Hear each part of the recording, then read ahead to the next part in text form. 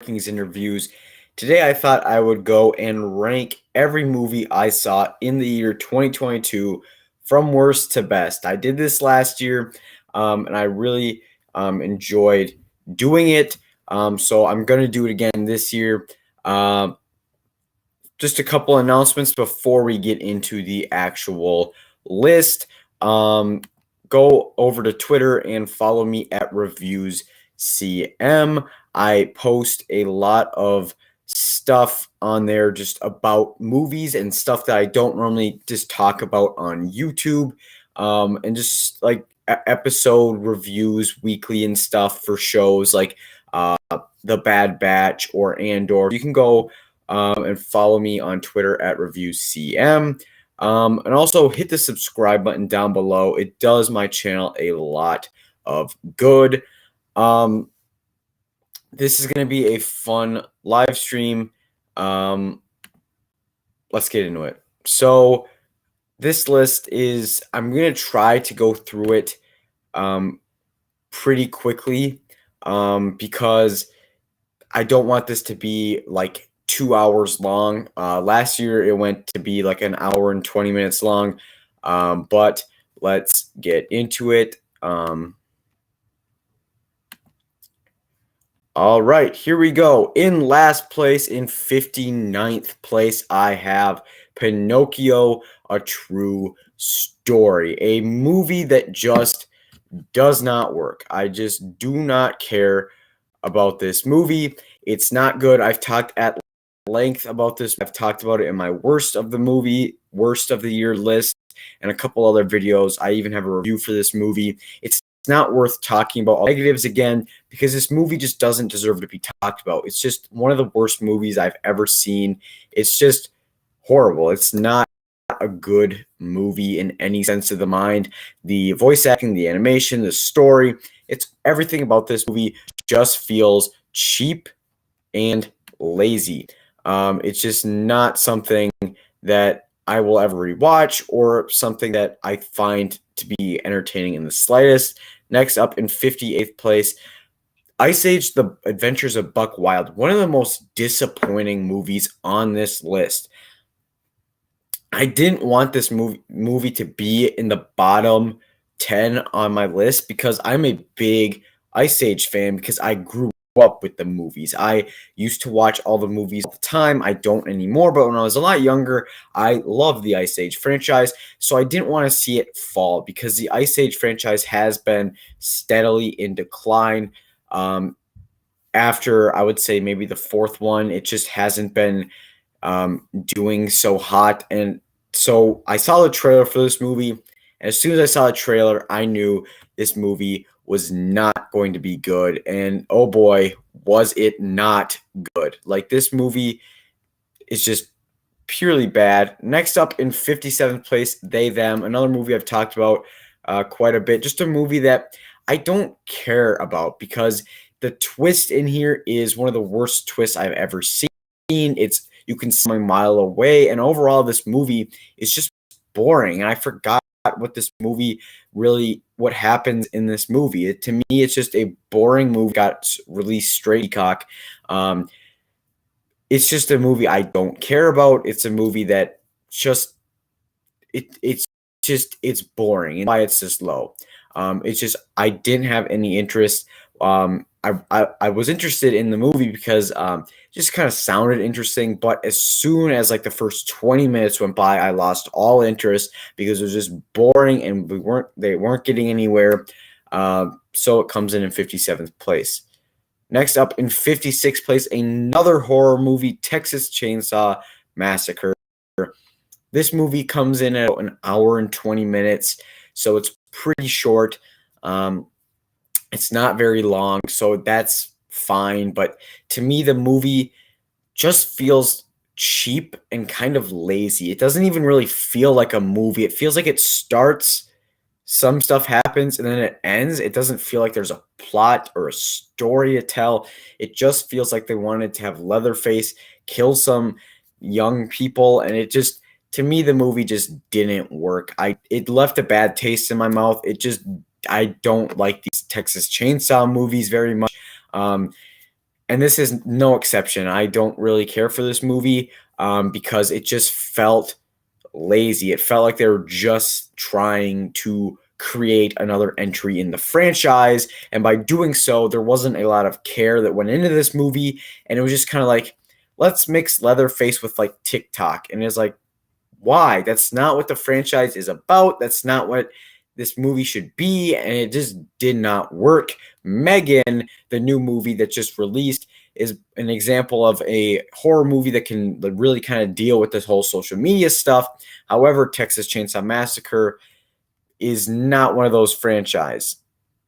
Next up, in 55th place, this is a weird entry on this list, so I won't talk about it for very long, but it's Trust No One, The Hunt for the Crypto King. This is just a true crime documentary that I just found to be very poorly put together, and nobody's really seen this movie. It came out on Netflix. No one really talked about it. I watched it, so I had a list this year. Just a movie that it's just not really well put together, and as a true crime, it's not interesting just because of how it's set up and the information set up. I just didn't care for it. Next up in 54th place is Tyler Perry's Amadeus Homecoming. This is a movie that I just do like. I watched it back again with Texas Chainsaw Massacre kind of in February of last year. To me, the humor didn't work. To me, Tyler Perry as Madea, I just didn't really care for it. The humor felt flat. It just felt, I just didn't like it. The humor didn't work. And comedies are supposed to be funny. That's the point of a comedy. And when you have like 12 Madea movies and no one really, like, they do have their fans, but they're not like, it's not like this huge franchise. They just keep kind of making these movies, which good for Tyler Perry. He's making a lot of money making these movies, but to me, this movie just didn't click. The comedy just wasn't funny. It just kind of felt too silly for a comedy. And I love Austin Powers. Austin Powers, those movies, I love those movies, and that's dumb humor, but it's dumb humor done right, and I really like those movies. They are some of my favorite just movies in general. Next up in 53rd place is Me Time. Me Time is a movie that I just do not get why they keep making movies like this, because this movie just feels like a cookie cutter movie. It feels like just we've seen this movie 100 times before, and time again we just see this kind of movie, and it's just these comedies, these modern comedies just aren't funny. They all feel the same. They all go for like this gross humor, like, oh, fart jokes for some reason in an R-rated comedy that to me just don't land and aren't funny. And then the whole mountain lion thing just felt too crazy. The whole tortoise thing, like at the beginning, the first 30 minutes, I really liked, and I really wanted to like this movie because I like Mark Wahlberg and I like Kevin Hart. So I wanted to really like this movie. Kevin Hart, I actually thought was way better than Mark Wahlberg in this movie. However, I just didn't like the humor. And after the first like 30 minutes, it really dropped off for me. Andrew Santino's in here. He's pretty funny. But overall, this movie, I just don't care about it. Next up in 52nd place, I have Home Team, another Netflix comedy with Kevin James. Now, I actually really liked this at the beginning of the year, but after thinking about it and seeing other movies, I just didn't really care for this movie. The humor, again, is very juvenile. This is very much a family-friendly comedy starring Kevin James, and to me, if I were to watch a family-friendly comedy with Kevin James, I would go with Paul Blart or Zookeeper and not Home Team, because Home Team feels probably one of the most formulaic movies on my entire list. To me, it just feels like a movie we've seen time and time again. You have this young team who's not doing so well.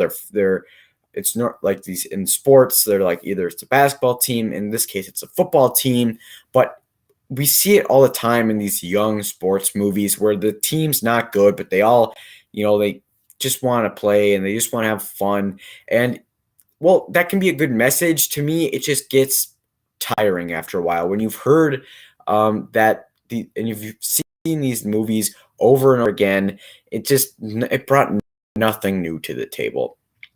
51st place for me is Firestarter, a movie that I honestly forgot even came out this year until I looked at this list and started making my end of the year videos.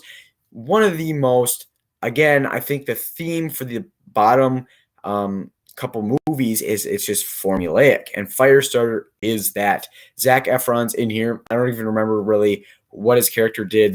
The most forgettable movie I've seen all year. I don't remember anything about this movie. All I remember is after it was done, I was like, that is a movie, because nothing really happened. Nothing.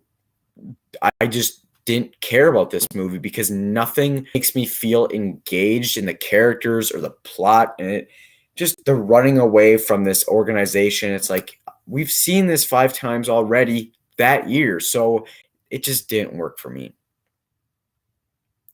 In 50th place, I have Morbius, a movie that I wish wasn't on this low for this list, because I love comic book movies. I love the MCU. I like a lot of DC movies. Unfortunately, Sony's movies, like I love Spider-Verse, but the 2 Venom movies to me were kind of a struggle to get through, and I know a lot of people like those movies. I didn't care for them. I liked the first Venom a little bit, and Venom Let There Be Carnage was horrible. Morbius is horrible. It's not a good movie. It was boring. It's just not fun to watch. It's just a movie that I don't care about, again, because Jared Leto gives a passable performance, but it's just a weird movie. It feels cut down, and it feels like they took out a lot of like references, because in the trailers, now you can be sued for that, but they put a lot of stuff in the trailers that just kind of misled the movie, and it made it seem like it was going to be a part of the MCU. And I knew it wasn't a part of it, but it seemed like it would have had some more connections than it actually did. This movie's not good. It's just not good. The worst comic book movie of the year. In the last 2 years, honestly. I think 2021 was a better year for just comic book movies and TV shows in general, whether it's the MCU or DC. This year was just kind of a struggle for comic book movies. Some of them are a lot higher up on this list, but to me, this is the most mixed year for comic book movies in a long time. Again, Morbius end credit scenes in Morbius were just weird. Like, they didn't need to be in there. Like, it just felt very strange to me, and I don't know why they did what they did with the end credit scenes with Michael Keaton. It just felt just stupid, and it felt like they didn't know what they were doing, and they were just kind of rolling with it, and it came in a sloppy package that feels edited down with horrible end credit scenes, okay acting, and just these movies that say they're a part of a universe should feel like they're a part of a universe and should be good and want you to watch more movies in the universe. Unfortunately, Morbius is not one of those movies. Next up in 49th place is Rescued for Ruby. Now, this movie I watched at the beginning of the year. I think it came out in March. There was nothing else really coming out at the time on any streaming service, so I decided I had nothing else to do, so I decided to watch this movie. Listen, there's a big difference between Rescued by Ruby and the other movies. Rescued by Ruby is just passable. It's okay. Like, this is the first movie on this list that I just find okay. It doesn't make me mad. It's just passable. It's another dog movie where the dog saves someone. And again, we've seen this before, but I like this formula. This formula is not something that I necessarily get annoyed with all the time. Now, can it be tiring with all these dog movies coming out? Yes, but to me, Rescued by Ruby it doesn't make me mad. In 48th place is Rise, which I am very surprised that Rise is on this list, because I am a huge fan of Giannis and the Bucks. So this movie is about Giannis Antetokounmpo, who plays in the NBA. It's about his life in Greece and his family. being refugees from Nigeria. And unfortunately, this movie, I just felt bored. And that's the problem with a lot of Disney Plus movies this year is they just weren't good.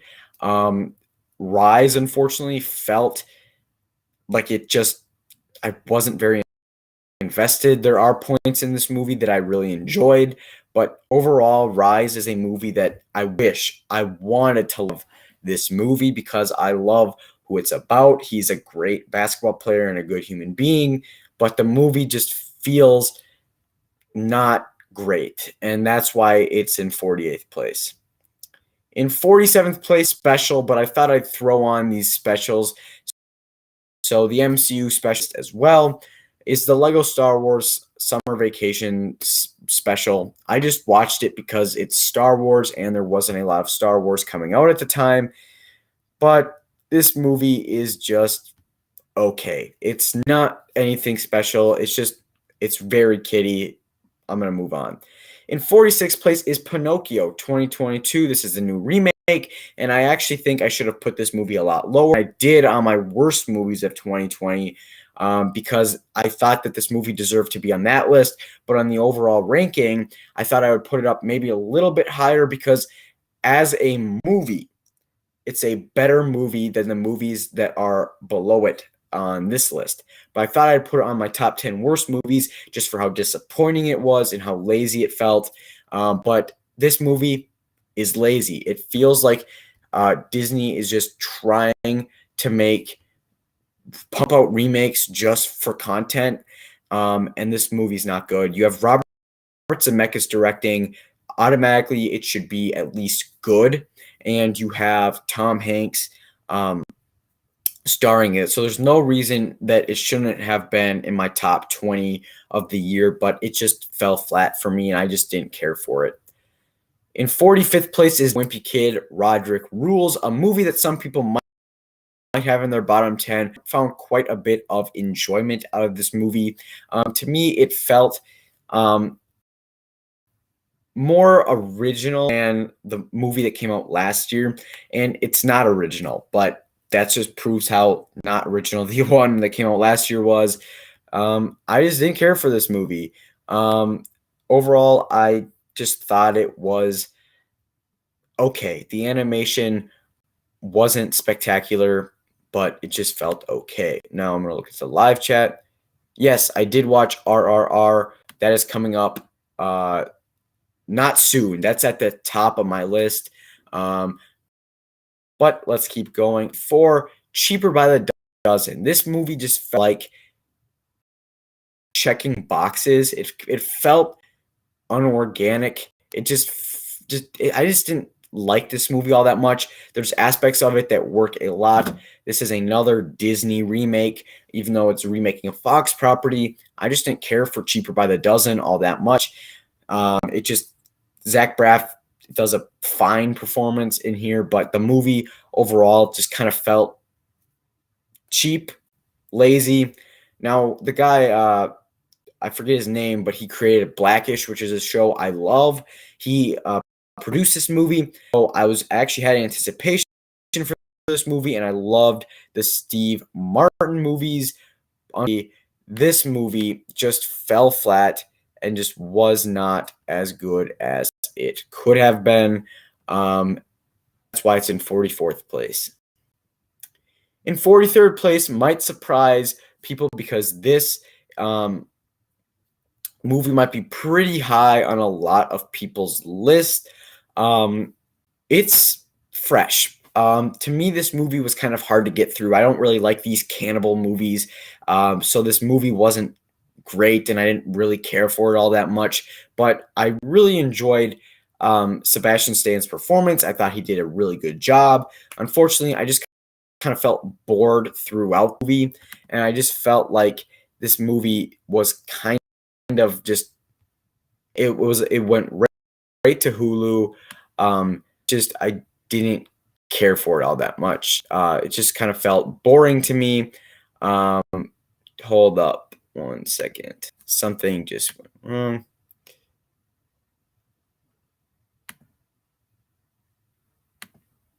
It'll take 1 second.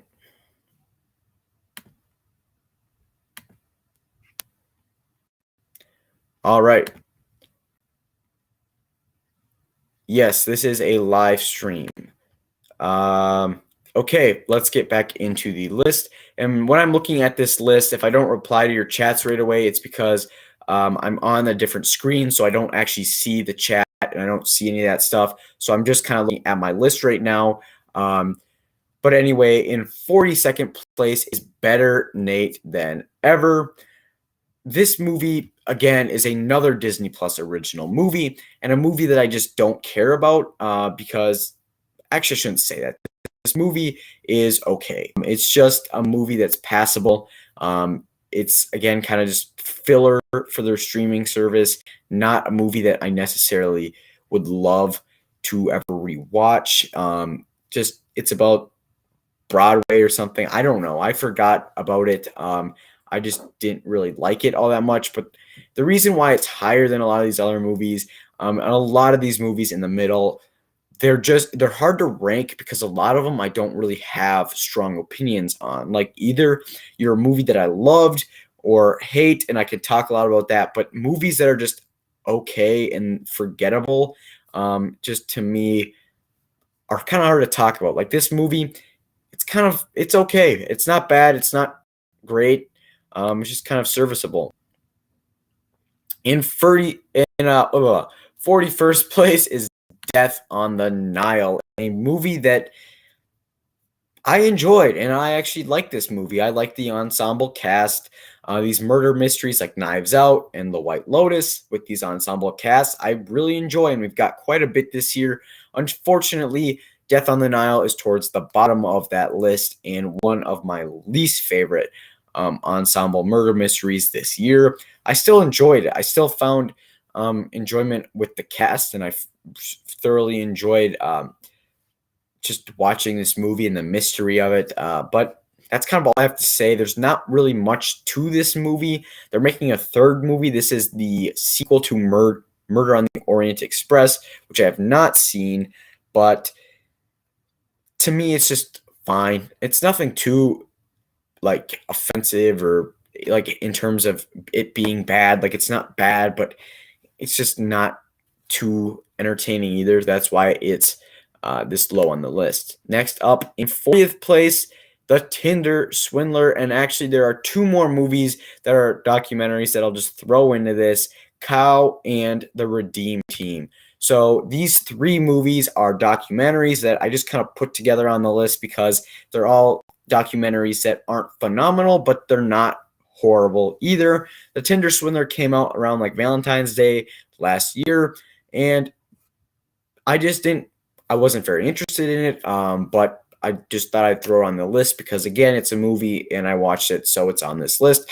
Cow is a movie that is very like artistic, and it's supposed to be like this. It's just a documentary really about a cow.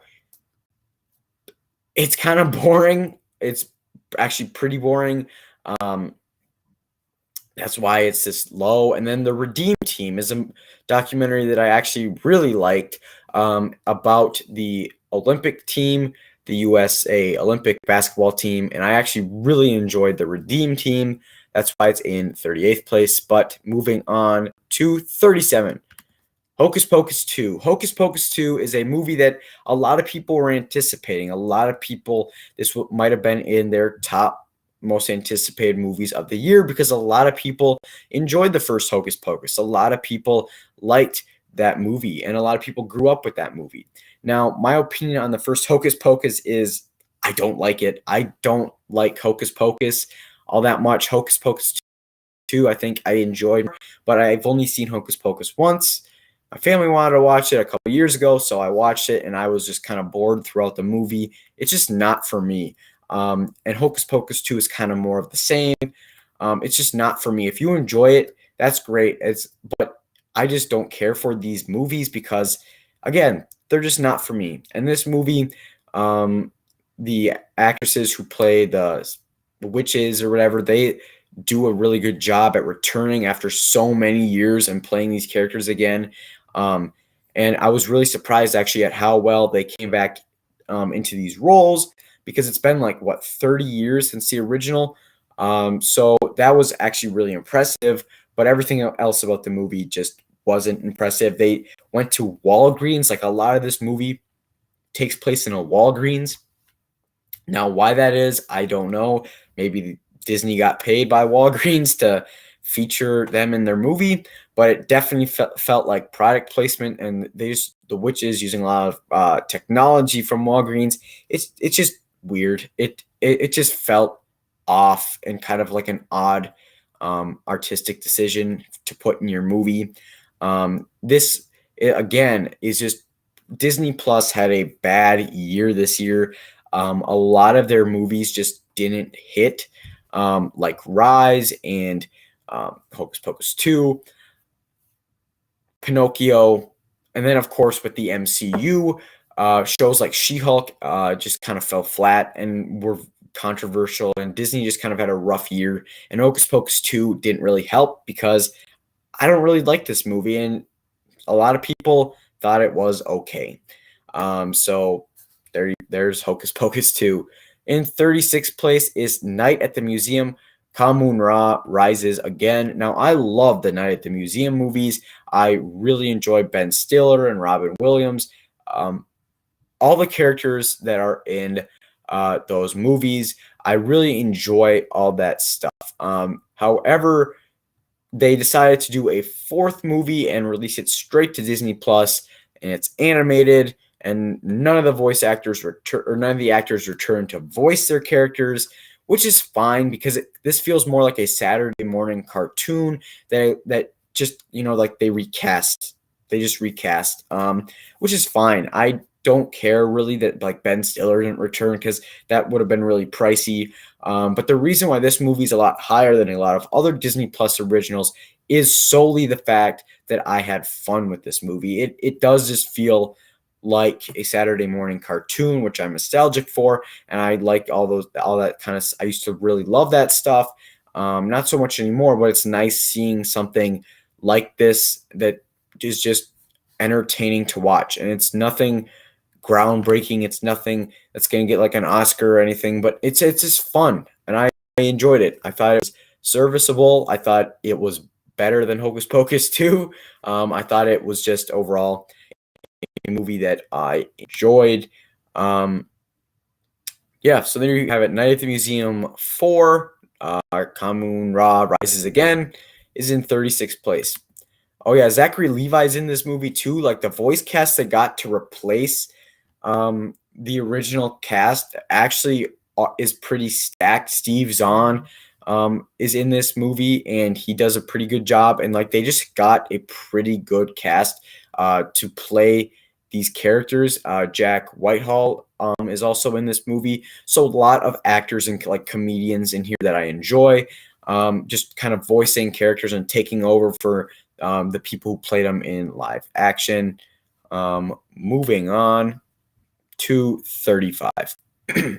Hotel Transylvania, Transformania, a movie I only watched because I am so nostalgic for the original 3 Hotel Transylvania movies. They came out in a time that was just perfect. That's why I like those movies so much. And I have to admit, the reason why Hotel Transylvania 4 is this high is nostalgia, not necessarily the merits of its own movie, because the movie itself is okay, but it is one of the weaker movies in the franchise. It's not the weakest. I think the third one is the weakest, but the only reason I watched it or had any interest whatsoever in this movie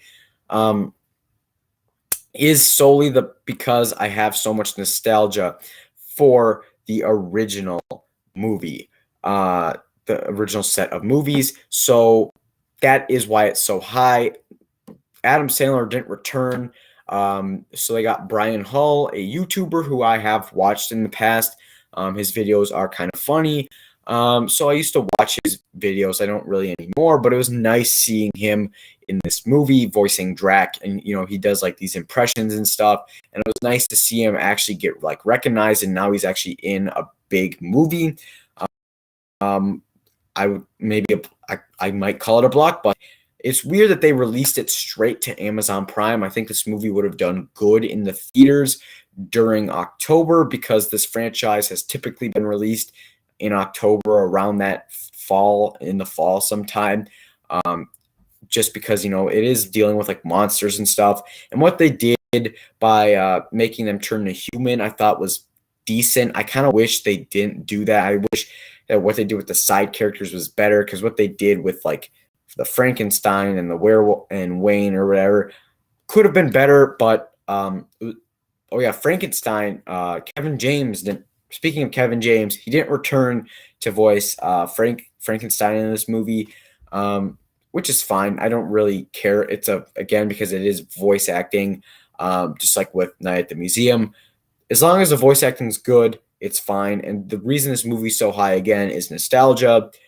That's all I really have to say. I liked seeing another Hotel Transylvania movie, but I'm fine with never seeing a new movie from this franchise again, because to me, the franchise has kind of come and gone. In 34th place is Halloween Ends, a movie that a lot of people hated. And as you might know if you watched my review, I actually enjoyed this movie. I had fun with it. I actually liked the character of Corey. I didn't think necessarily they needed to overpower him by him beating up Michael Myers. And some of the stuff they did with him felt a little weird. Like, it just felt odd that they would make it more of his movie than Michael Myers.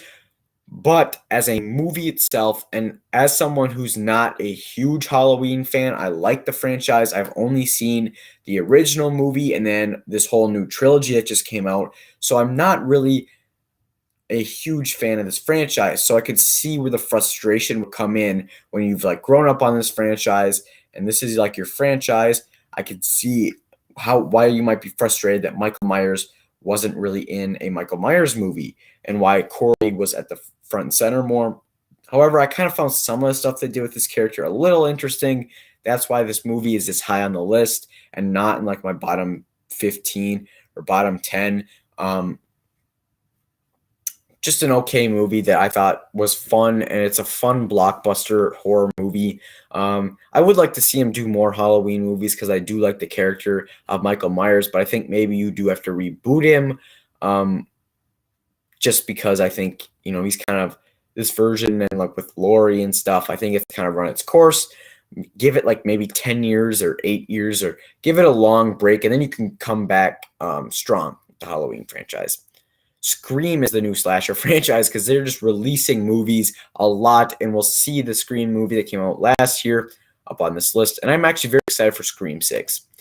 Next up, in 33rd place, Rise of the Teenage Mutant Ninja Turtles, the movie. I grew up on this show. That's the reason I watched this movie, and this movie I found to be boring at times, but I liked the animation. I thought the story was cool.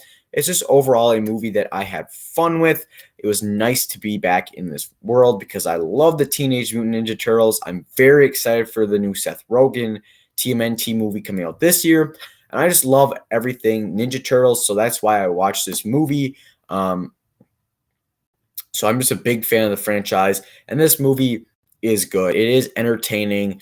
It's just a little kiddie for my taste. Like, it's just too kiddie. It gets a little silly at times, but the animation, some of the themes, and some of the characters in here are just handled very, very well. I like what they did with Donnie in this movie.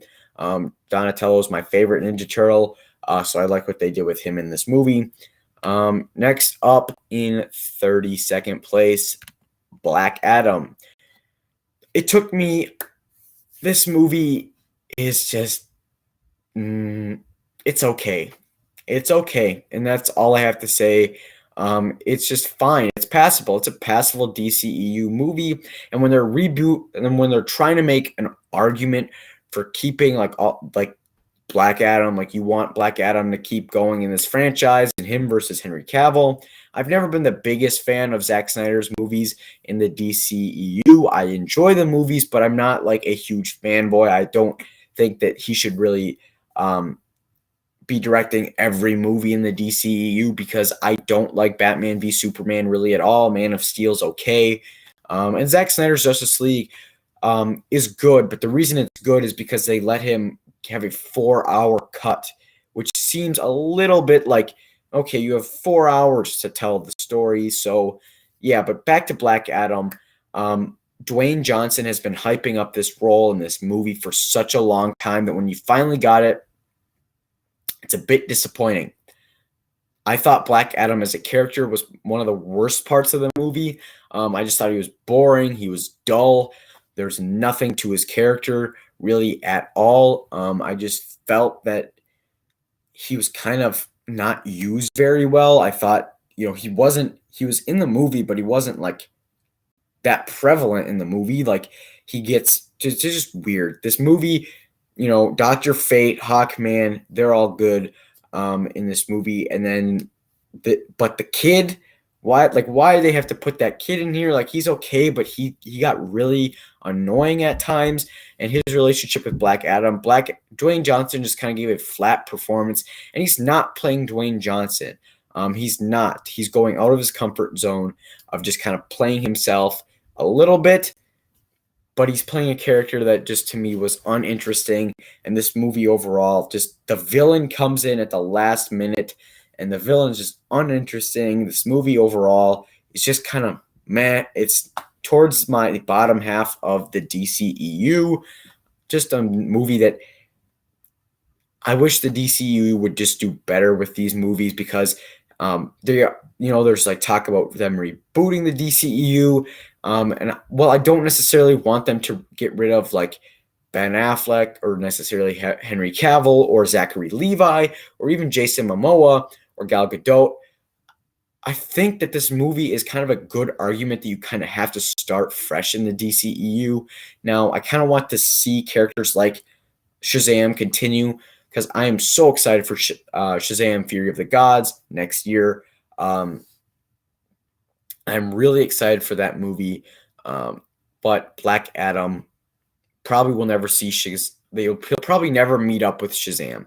And Dwayne Johnson I don't think really likes the character of Shazam, or it's just weird. And to me, Shazam is a way better character, a way better movie than Black Adam was.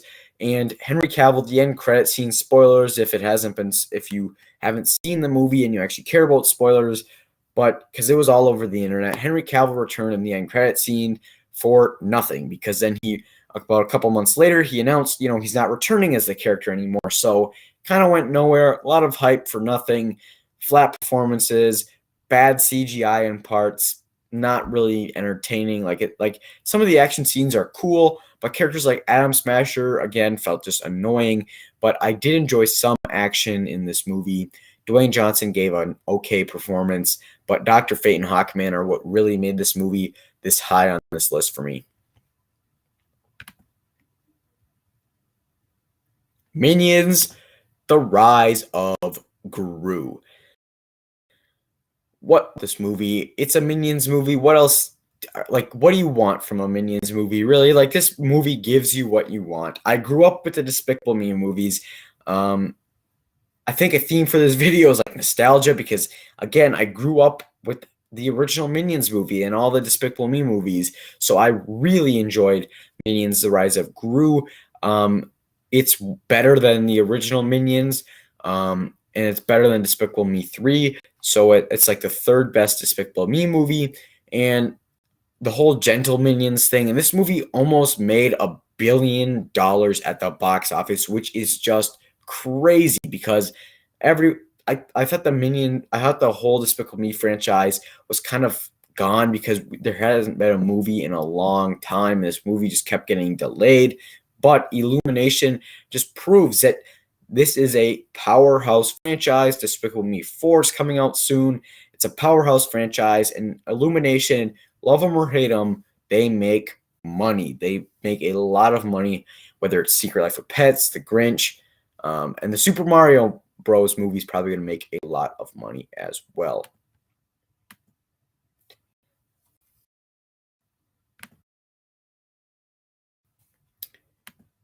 All right. Moving on. 30th, A Christmas Story Christmas. A weird title for a movie, but it's nice to see these characters again. It felt nice to see Ralphie all grown up. and had his family. They brought in a lot of actors. There's a lot of nostalgia bait. Now, I'm not nostalgic for the original movie. I enjoyed it. I've seen it once. But I could just tell, like, even if I'm not like a diehard fan, and I watched the original a couple years ago, so my memory of the movie is a little fuzzy, but I could tell when the nostalgia baiting was happening. I could feel when they were trying to be like, hey, remember him sticking his tongue on the ice pole or on the pole and getting stuck? Hey, remember all this, the sledding, and remember just all this stuff. And it was like, I do kind of remember that stuff from the original movie, but it feels not really that earned. I guess maybe if you're a big fan of the original, you'd like this movie a lot more than I did. But there's some weird choices in the movie that just didn't work necessarily for me. But to me, it was a pretty good Christmas movie. Not one that I think I'd ever rewatch, but it was just okay.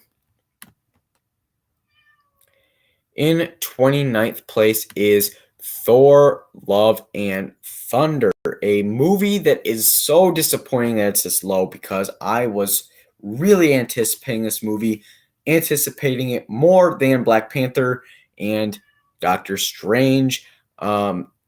Unfortunately, it's not funny, and that's what really kills it. I put it this high because it is in the MCU, so there are some elements that work, like some comedy, some of it is funny. Like the stuff with the Guardians, I thought was good. If it was just Thor and the Guardians, I would have loved it a lot more. Unfortunately, the MCU has gotten a little silly, and what they did with the whole goats thing and Korg, I just did not find all that entertaining. It's just the movie was okay, nothing special, nothing necessarily like Thor: The Dark World bad, but it is in like my bottom 5 of the MCU, which proves how good the MCU is that it's still at 29, even though it is one of the most disappointing MCU movies that I've ever seen, because this movie, they ruined Gore the God Butcher with Christian Bale. Christian Bale gave a good performance. He gave a good, strong performance in this movie. Unfortunately, he's in the wrong movie, and that's the problem. It's just too silly. And it's just what they do at the end with the hammer makes no sense. Like, why didn't they do that in Endgame? This movie was frustrating. 28th, No Exit. I was very surprised by this movie. This came out around the same time Fresh did, and I actually really enjoyed No Exit. It was very creepy, just twists and turns left and right, but I enjoyed kind of the roller coaster that it put me on, and I enjoyed like not knowing really what was going on the whole time and like figuring stuff out, and the characters in here, just overall not much to say. It was just very entertaining. 27th place, Wendell and Wild. This movie was a lot higher up on my list until I realized this movie's confusing. Like, this movie, thinking about it, there's so much stuff going on. Like, the animation, the characters in here are very good and strong characters. I really enjoy Key and Peele in here. I forget what the girl is, but there's just what her name is, the main character. But overall, this movie is entertaining, and I like the characters, like some of the deeper themes in here. Sorry, my cat's meowing, but so if you hear that, that's just what's going on. But Wendell and Wild is a fun-ish movie that just feels convoluted sometimes throughout. It feels like there's a lot going on. There are quite a few characters and plot lines in this movie. I still enjoyed it. In 26th place, Apollo 10.5, A Space Age Childhood.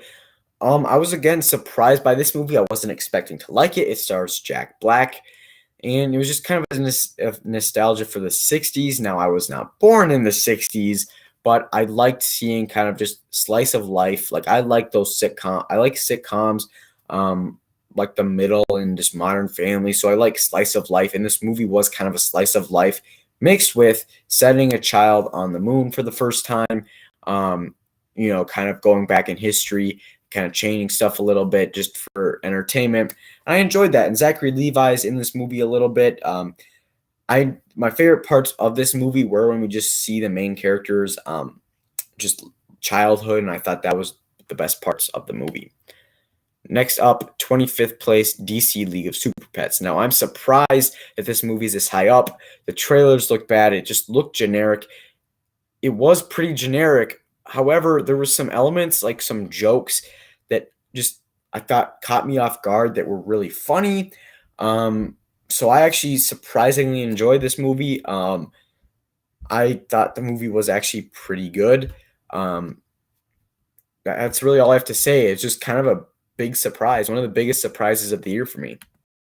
And I'm surprised it's better than Thor Love and Thunder. Beginning of the year, after seeing a trailer from each, I would have said Thor Love and Thunder easily. There's no chance DC League of Super Pets is better, but it is better. It's just the animation was a little cheap, but overall, I thought the movie was entertaining. And just the pet aspect to it felt like Secret Life of Pets a little bit, but overall, I still really enjoyed it. Also, one of the best, like this Justice League is the best Justice League I've seen in a while on the big screen. Now, I didn't see this movie on the big screen, but I'm talking about like big movies, not like the animated movies, but like this compared to the DCEU Justice League is way better because this Justice League was funnier. They just felt, I don't know. We didn't get a lot of them, but I enjoyed them because the DCU, again, just not a very great franchise in how it was set up, and they were just kind of trying to copy the MCU, their success. Next up, Chippendale Rescue Rangers. Man, this movie gave us Ugly Sonic. This movie gave us a lot of interesting stuff, and I enjoyed this movie. It's just cameo palooza, but it did it in a clever way with a lot of pop culture references like Roger Rabbit. And yeah, that's kind of all I have to say about this movie. It's really good. I enjoyed it. I rewatched it twice. This is I think it's kind of a Disney live action remake. I don't know. It's kind of up to what you want to call it. But to me, it's fun. It's just one of the most fun movies of the year and one of the biggest surprises as well. I thought it was going to be a sloppy, kind of just too pop culture referencey, but some of the jokes in here were pretty clever. 23rd place, Jurassic World Dominion. I've seen this movie once. If I watched it at home, I probably wouldn't have liked it, but I saw it on the big screen, so I enjoyed it. I really enjoyed this movie. Overall, just a movie that I thoroughly enjoyed. It's just, what do you like? You go into these movies, what else do you want? You got the dinosaur action. You got Chris Pratt in here. He's a really good blockbuster actor. But yeah. So I will be back in 2 minutes. I'm going to take a quick break. I'll be back in 2.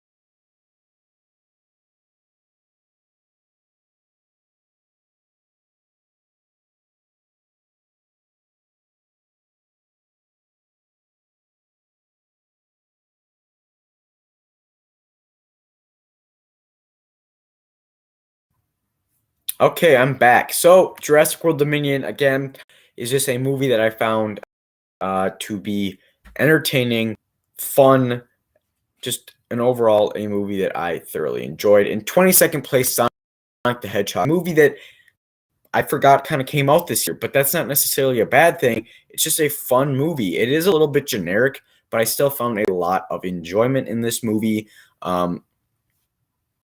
It's just a fun movie. I thought Dr. Robotnik and Idris Elba, Jim Carrey, Idris Elba, Ben Schwartz, James Marsden. It's a really good cast, and overall, I'm excited for Sonic the Hedgehog 3. So this movie does feel kind of like Hop, Illumination's Hop in a bit, which also James Marsden was in, but I still enjoyed Sonic the Hedgehog 2. Just a fun movie with just it's one of the better video game movies. 20th place, Strange World, a movie that I recently watched, and I actually really enjoyed this movie. A lot of people are giving it a lot of crap because the marketing, there was barely any marketing.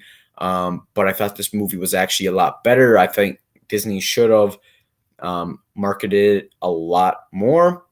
It's been trending on Disney Plus, so it's doing good on there. The whole family aspect to it, well, all three characters are kind of unlikable in their own ways, especially the grandfather and father. They're trying, they're kind of unlikable at times, but overall, I thought the animation, the whole world, well, it feels familiar. It feels like Treasure Planet and Atlantis, The Lost Empire. I still really thoroughly enjoyed it. Next up, in 20th place, The Adam Project. I've seen this movie 3 times, actually, and I really enjoyed it. I think Ryan Reynolds and Zoe Saldana do a really good job. Walker Campbell or something, whoever, the young kid in this movie is one of the better child actors I've seen in a while. Just very sci-fi. Sean Levy, I think, is the guy who directed this, who's going to direct Deadpool 3. So I am excited for Deadpool 3 after this movie. So yeah, I really enjoyed The Adam Project. It was surprising, and I enjoyed it. Next up, trying to go a little quicker here. In 19th place is Lightyear. Well, this is no Toy Story. It's definitely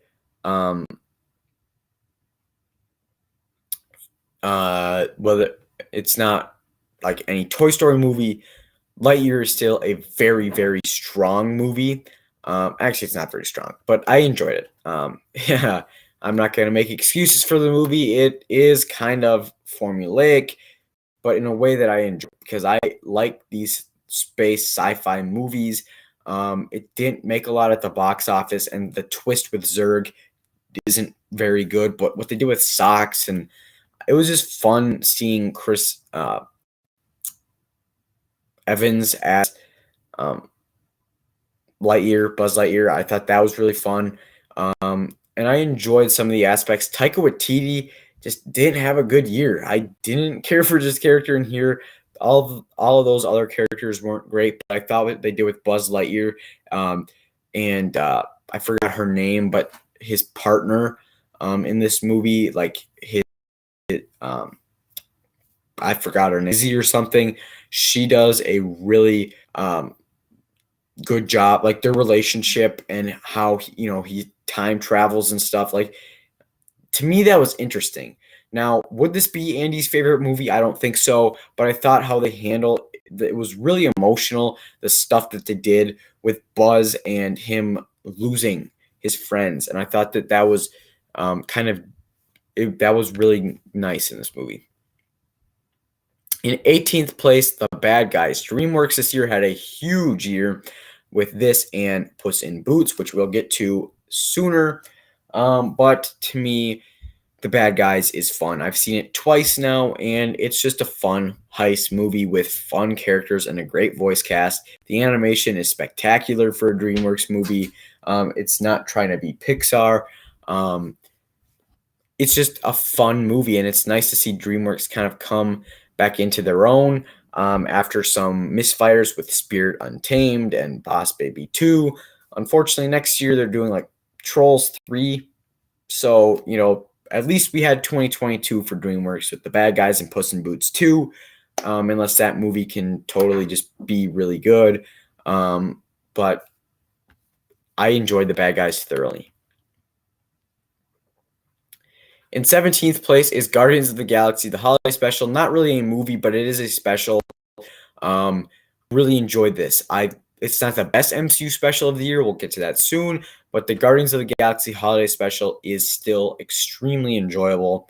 I really enjoyed this movie. It was nice to see Drax and Mantis together, and just like I really enjoy their characters. And I thought what they did with Kevin Bacon was really funny and original, and I like that. And I like Chris Pratt just has a lot of nice line deliveries in this special.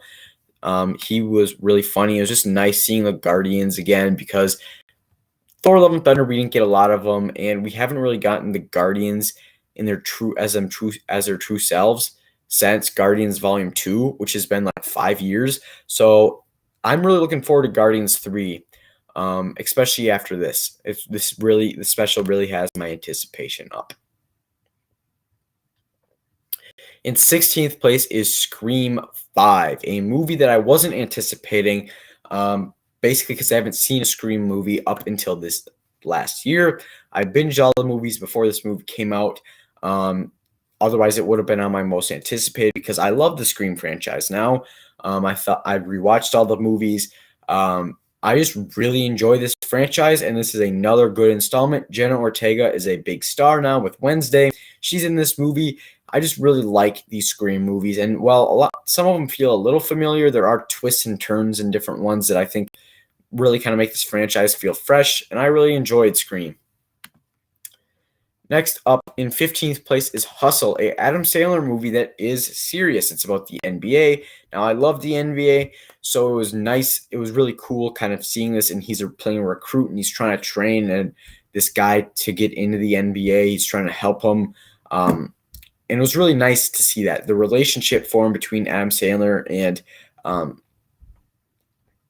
the guy who's trying to get in the NBA was really nice to see. All the training montages, pretty stereotypical stuff, but this movie just felt good. Like you just feel good watching this movie. It's a feel-good movie. While there's stuff in here that happens that doesn't necessarily, when it is necessarily not a part of a feel-good movie and stuff, but I really enjoy sports movies, especially ones that are done right. And Hustle is a movie that is done right.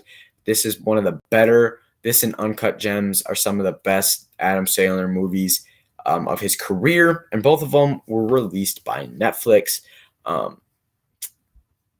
So moving on to number 14, Werewolf by Night. I'm not going to talk about this one much just because it is a special, but it is a pretty special MCU project because it is in black and white. It's introducing this character played by Gael Garcia Bernal, I think is his name.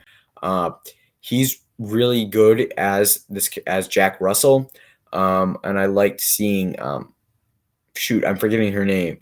Elsa Bloodstone. She was introduced in this movie, and these two characters are going to be important to the future of the MCU. So it's nice seeing their introduction.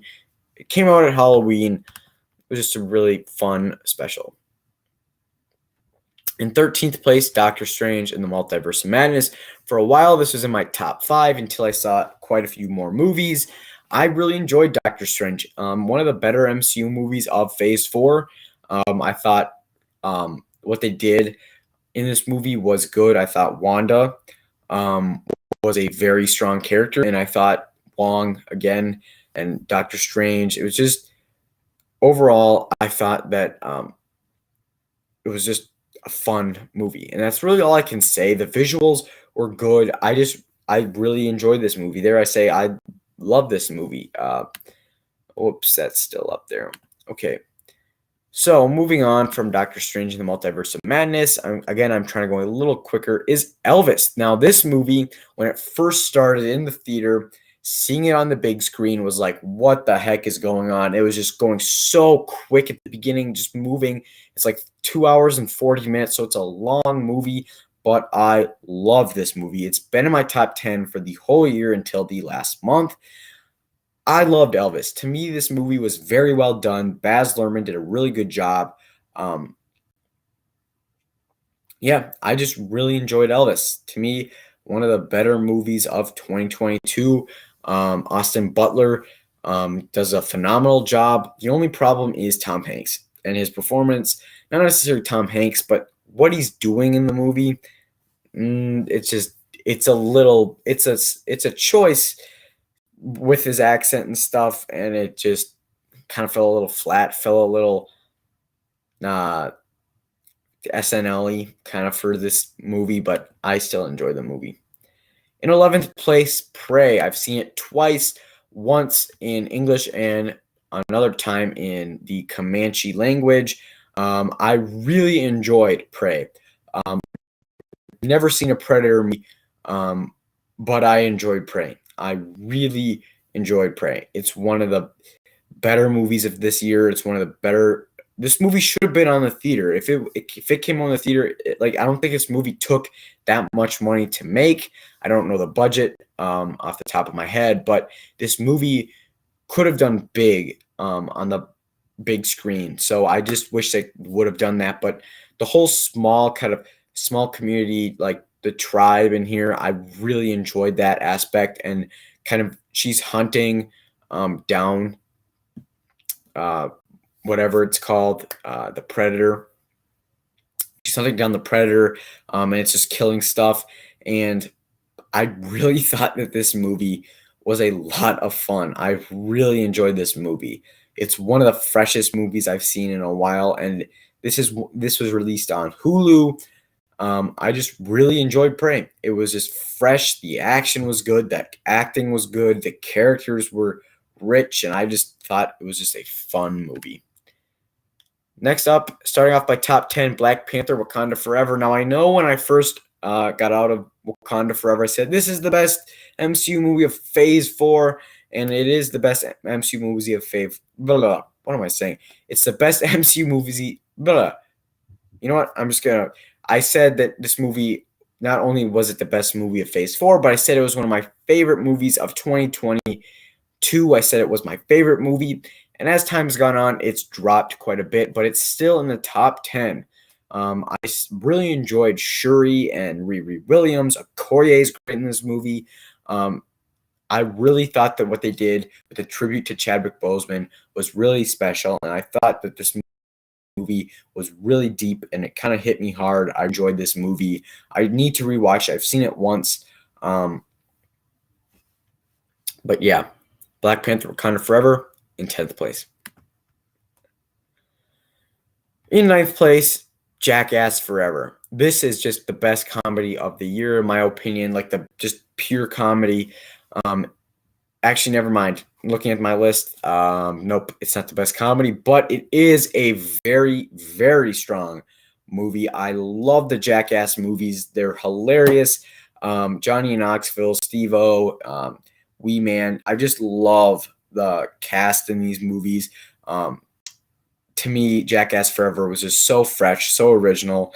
Well, it's not really original, but it just felt fresh. It just felt like a movie. It just, after Jackass 3, it's been a long time since there's been a Jackass movie, and I really like Jackass Forever. To me, it felt refreshing to see these guys again, even though they are getting older. And some of the stunts, it's you can tell that they're kind of hazing the new guy a little bit, because there are a lot of new cast members, because they are getting older, so they can't do all the stunts they used to. But I really enjoyed Jackass Forever. In 8th place is RRR, a phenomenal movie with some of the best music, action, CGI, just one of the most entertaining movies in a long time. I loved RRR. What's not to be said that hasn't been said already? I just really enjoyed this movie. I can't wait. They're making a sequel. Natu Natu is a great song. This movie is just, the action is insane in this movie. It's just a great Tollywood movie. In 7th place, Glass Onion, a Knives Out mystery. Glass Onion is a really strong movie. Actually, you know what? It's not really a strong movie. I keep backtracking what I'm saying, but this movie feels kind of goofy and silly, and you shouldn't really like it, but you do. It feels like the character of Benoit Blanc is really silly in this movie, especially compared to the original Knives Out. Edward Norton, this is the whole cast. Dave Bautista is really coming into his own outside of the MCU. I just really loved Glass Onion. I can't wait for Knives Out 3. In 6th place, Turning Red. Turning Red is the best Pixar movie this year. And I wasn't expecting that. I was expecting it to be worse than Lightyear. I was expecting to like Lightyear a lot more. I thought Lightyear would be in this place on my list, but nope, it's in 19th place. But Turning Red is just a really good movie. I just thought the animation was really good. This might be controversial to have it this high. It seems either it's at the bottom of a list or it's at the top. Getting in my top 5 is Weird the Al Yankovic Story. And this movie is really high up on my list because this is one of the best comedies I've seen in a long time, and it released on the Roku channel. But I still love this movie. This movie is so original and so crazy and just wild. And Pablo Escobar, what they do with him in this movie, and Weird Al, and it's just crazy. This movie to me is a great satire, a great comedy. It's just making fun of the biopic, which, Elvis, I enjoyed Elvis, but it did feel a little bit like a lot of other biopics, just more stylized, but Weird was just a really strong movie. Next up, Puss in Boots: The Last Wish. I saw this when it came on digital a couple of days ago. Puss in Boots: The Last Wish is just a phenomenal movie. This movie is so good. A return to form for the Shrek franchise for sure. I can't wait for Shrek 5, which is teased at the end of this movie. And Shrek and Donkey are in this movie, and Gingy and Pinocchio are in this movie, and it feels like a Shrek movie. But it also feels like its own thing, which also makes it really strong. The animation in here is top notch. What they do, it feels Spider-Verse-y, and it's like the bad guys. But the characters and the themes about death, it has one of the best villains in all of animation in like the last 10 years. Not necessarily the best, but one of the best in death.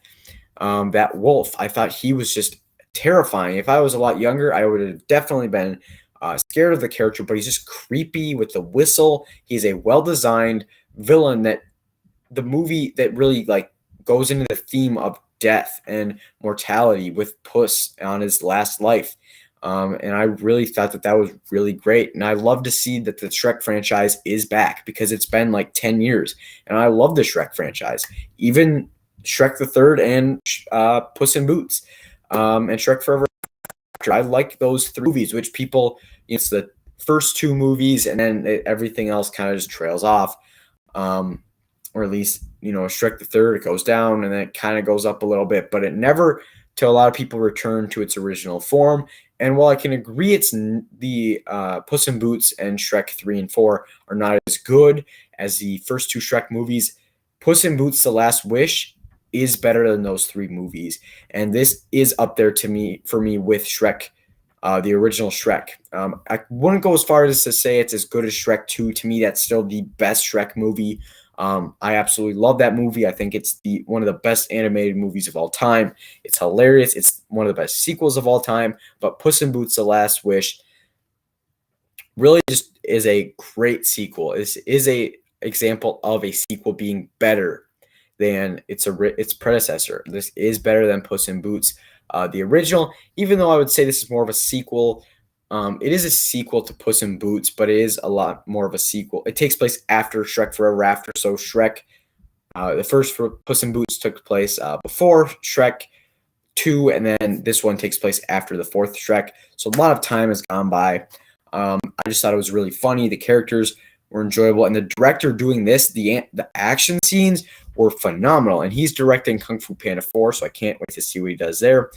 Now, number 3. The Batman. What they do with the whole detective aspect to this movie works really well, and I really enjoyed what they did with this movie.